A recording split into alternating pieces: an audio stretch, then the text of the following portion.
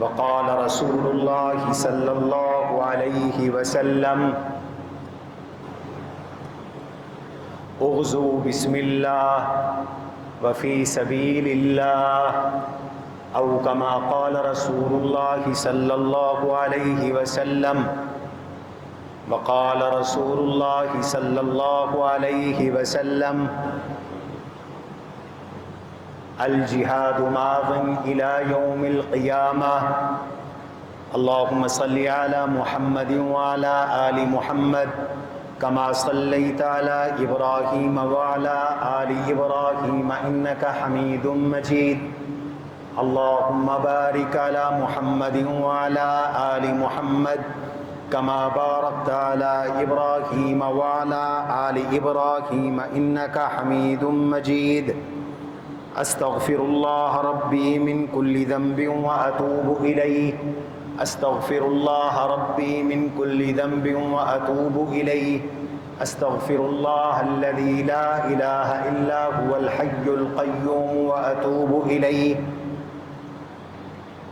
پاکستان کی ممتاز علمی، تعلیمی، تربیتی، دینی درسگاہ جامعہ آس لاہور کے واجب الاحترام مشائخ اعظام، اساتذہ کرام اور نہایت ہی عزیز طلبہ، سامعین محترم، آج جمعۃ المبارک ہے اور آپ سب حضرات جانتے ہیں کہ اس وقت ملک ایک بہت بڑی آزمائش سے دوچار ہے۔ قریبی ہمسایہ ملک بھارت نے بلا وجہ پاکستان کے متعدد مقامات پر حملے کر کے معصوم بچوں، باپرد خواتین اور بے گناہ شہریوں کو شہید کیا،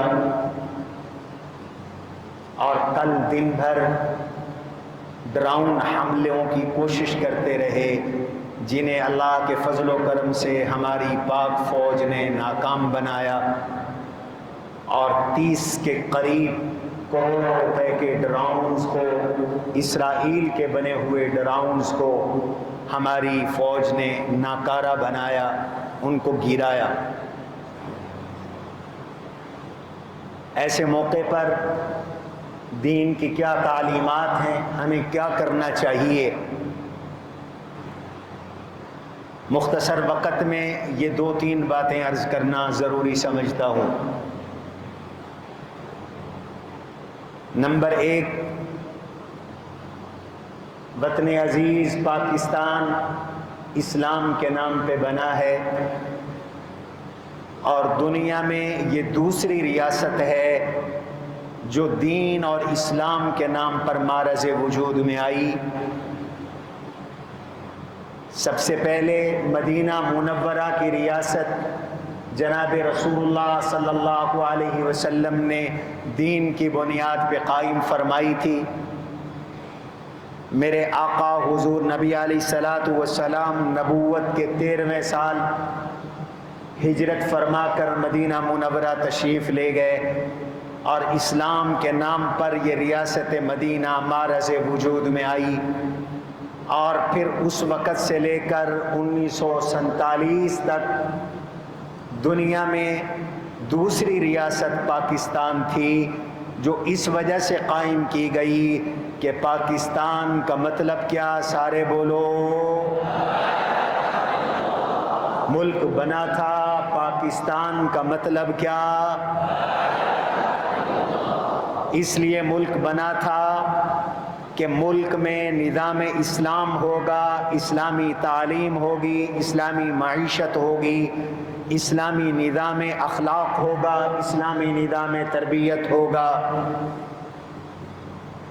اللہ تعالیٰ نے پاکستان کو معرض وجود، اللہ نے پاکستان کو وجود بخشا، باوجود کوتاہیوں کے، باوجود کمیوں کے، باوجود اس کے کہ وہ وعدے جو کیے گئے تھے مکمل ایفا نہیں ہوئے، لیکن یاد رکھیے اس کے باوجود پاکستان اسلام کا قلعہ ہے، پاکستان دین کا مرکز ہے۔ آج بھی پاکستان پوری دنیا کے مسلمانوں کی امید ہے۔ آج میں دعوے کے ساتھ کہتا ہوں کہ دین کے تمام شعبوں کے مراکز پاکستان کے اندر ہیں۔ جتنی آزادی کے ساتھ پاکستان میں مدارس کام کر رہے ہیں، دنیا کے کسی اسلامی ملک میں کام نہیں کر رہے۔ مدارس کا مرکز پاکستان ہے، جامعات کا مرکز پاکستان ہے، دینی تعلیم کا مرکز پاکستان ہے۔ قرآن کریم کو سب سے زیادہ یاد کرانے والا ملک پاکستان ہے۔ اسی سال رمضان المبارک گزرا ہے، شعبان میں 1,08,000 حفاظ قرآن کریم نے وفاق المدارس العربیہ پاکستان کے تحت امتحان دیا۔ میں ابھی وزیر داخلہ، وزیر ٹرانسپورٹ اور پنجاب کی کابینہ سے میٹنگ کر کے آ رہا ہوں اور انہیں بتا کے آ رہا ہوں کہ 1,08,000 حفاظ طلبہ آپ کے ہمارے لیے باعث برکت ہیں، ملک کے لیے باعث برکت ہیں۔ اتنی بڑی تعداد سعودی عرب، بنگلہ دیش میں، اتنی بڑی تعداد امارات اور کویت اور قطر میں حفاظ کی تیار نہیں ہوتی جتنی پاکستان میں تیار ہوتی ہے۔ جتنے علماء پاکستان میں تیار ہوتے ہیں دنیا بھر میں تیار نہیں ہوتے۔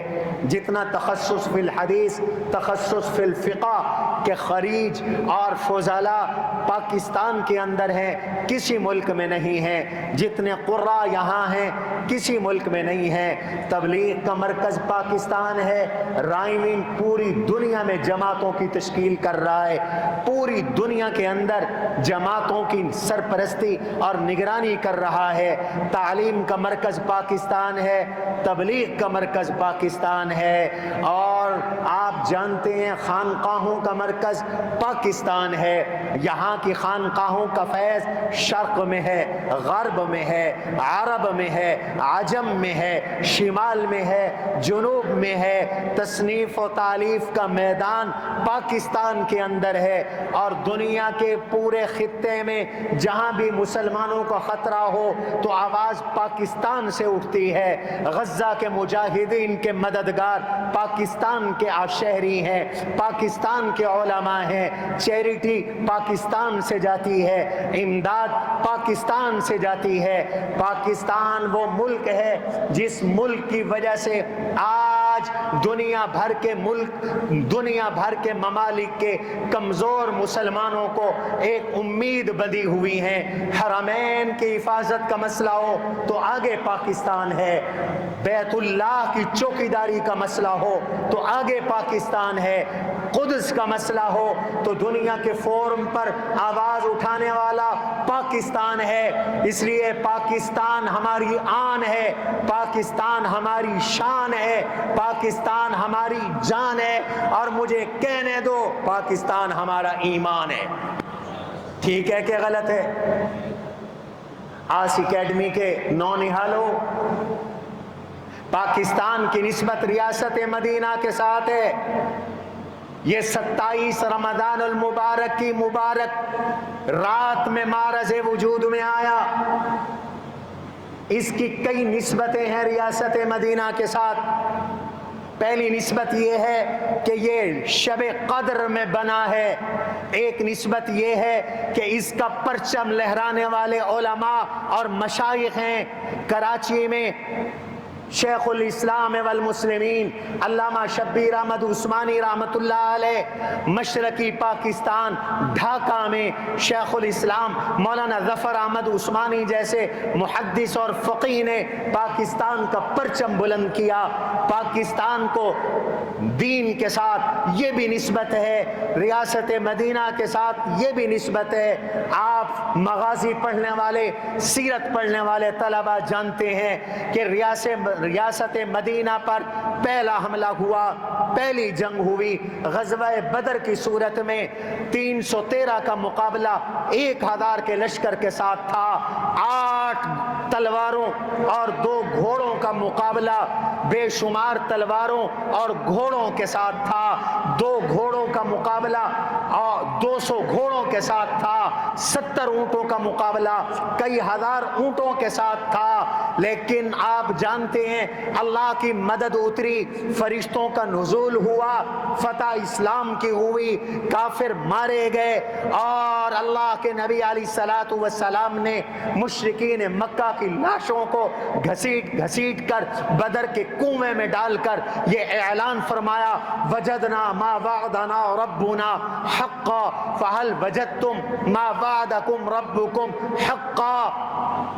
اور پاکستان پہ بھی انڈیا نے حملہ کیا تھا 65 میں، یہ پہلی جنگ تھی، وہ تعداد میں زیادہ تھے، جہازوں میں زیادہ تھے، اسلحے میں زیادہ تھے، لیکن جس طرح بدر میں اللہ کی مدد آئی ایسے 65 میں اللہ کی مدد آئی، اللہ نے پاکستان کو فتح دی، ہمارے ایک ایک فوجی نے کئی جہاز مار گرائے، ہمارے ایک ایک پائلٹ نے کئی فوجیوں کو کئی پائلٹوں کو موت کے گھاٹ اتارا، ان کے جہاز ڈھا دیے، گرا دیے، باوجود تعداد کی کمی کی اللہ نے مسلمانوں کو اور پاکستان کو فتح عطا کی۔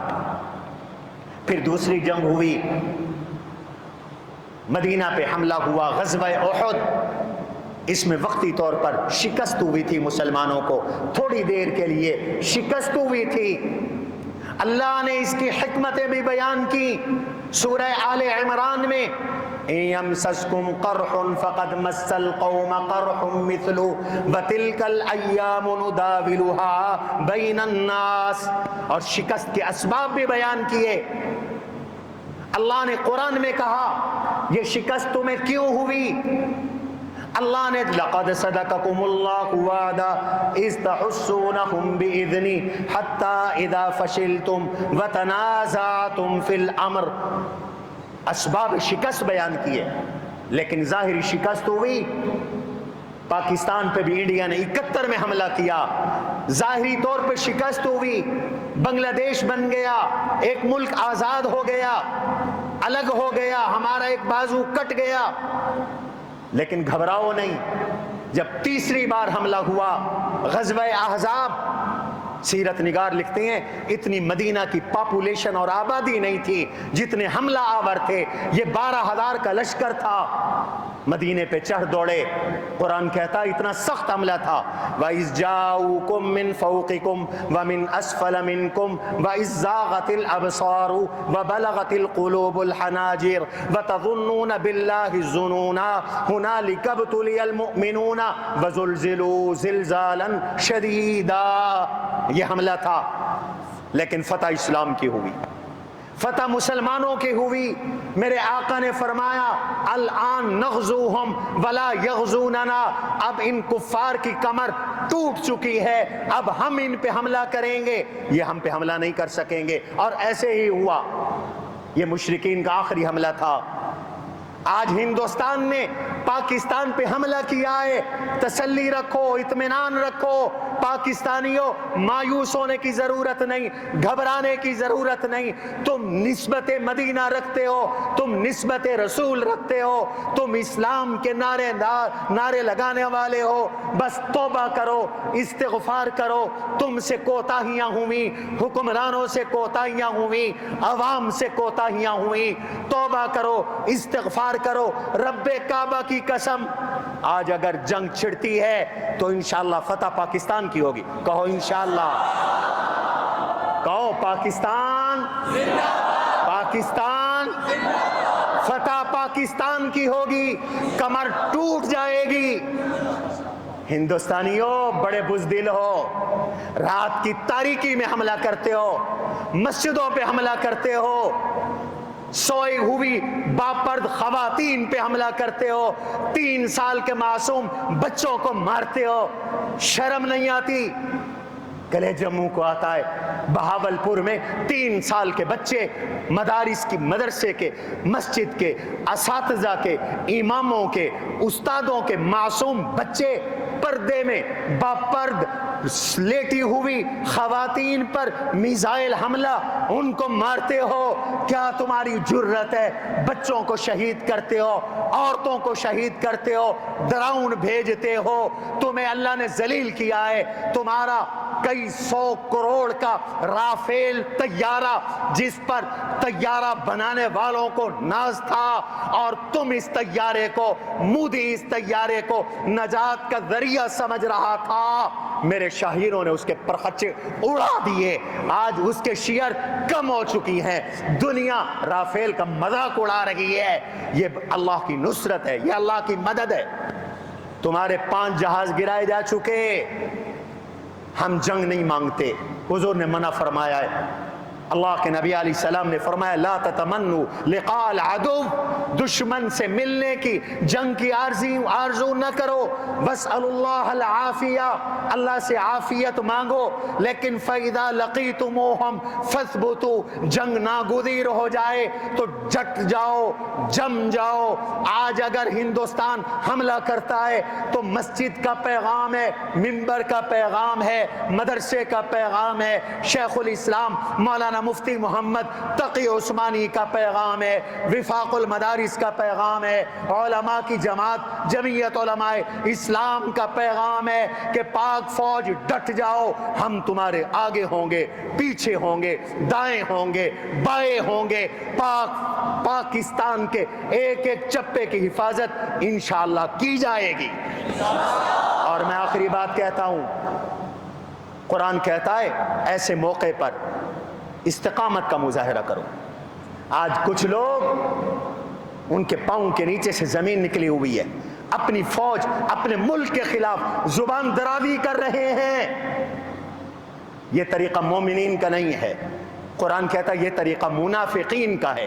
اللہ نے دھمکی دی ہے، قرآن میں ہر مسئلہ موجود ہے۔ میرا اللہ کہتا ہے ان لوگوں سے کہہ دو جو فیک نیوز پھیلاتے ہیں، پروپیگنڈے کرتے ہیں، ان لوگوں سے کہہ دو لَئِن لَّمْ يَنْتَهِ الْمُنَافِقُونَ وَالَّذِينَ فِي قُلُوبِهِم مَّرَضٌ وَالْمُرْجِفُونَ فِي الْمَدِينَةِ لَنُغْرِيَنَّكَ بِهِمْ، ان لوگوں سے کہہ دو منافقو، او دل کے روگیو، فیک نیوز پھیلانے والوں، مایوسی پھیلانے والوں، نفرتیں پھیلانے والوں، پروپیگنڈے پھیلانے والوں، رک جاؤ، ورنہ میرا رب کہتا ہے لَنُغْرِيَنَّكَ بِكُمْ لَنُغْرِيَنَّكَ بِهِمْ، آپ کو ہم ان پر میرے حبیب مسلط کر کے ہم ان کو ملک سے نکال دیں گے، ان کو پناہ لینے کی کوئی جگہ نہیں ملے گی۔ اللہ بھی ان پہ ناراض ہیں، رسول اللہ بھی ان سے ناراض ہیں، ایمان والے بھی ان سے ناراض ہیں، یہ ریاست کے دشمن ہیں، لہٰذا کوئی پروپیگنڈا نہ کرو۔ میں قوم سے کہتا ہوں ایک بیانیہ ہونا چاہیے جو بیانیہ ریاست کا ہے، اس موقع پہ ایک بیانیہ ہونا چاہیے جو فوج کا ہے، ایک بیانیہ ہونا چاہیے جو حکومت کا ہے۔ جو لڑ رہے ہیں وہ بہتر جانتے ہیں انہیں کیسے لڑنا ہے، تم ڈکٹیشن نہ دو، بلکہ ان کو حوصلے بڑھاؤ، ان کو شاباش دو۔ قوم پاک فوج کے ساتھ ہے اور قوم پاک فوج کا ساتھ دے۔ باقی جب ہماری مدد کی ضرورت پیش آئے گی ہم حاضر ہیں، ہم آپ کے لیے دعائیں کر رہے ہیں۔ جب آپ ہمیں بلائیں گے تو ہم بارڈر پہ ہوں گے۔ ہم ابھی آپ کے لیے تہجد میں، نمازوں میں، حدیث کے درس میں، قرآن کے درس میں، جمعے میں دعائیں کر رہی ہیں، یا اللہ پاکستان کو سلامتی عطا فرما، آمین کہو۔ یا اللہ جنگ سے محفوظ فرما۔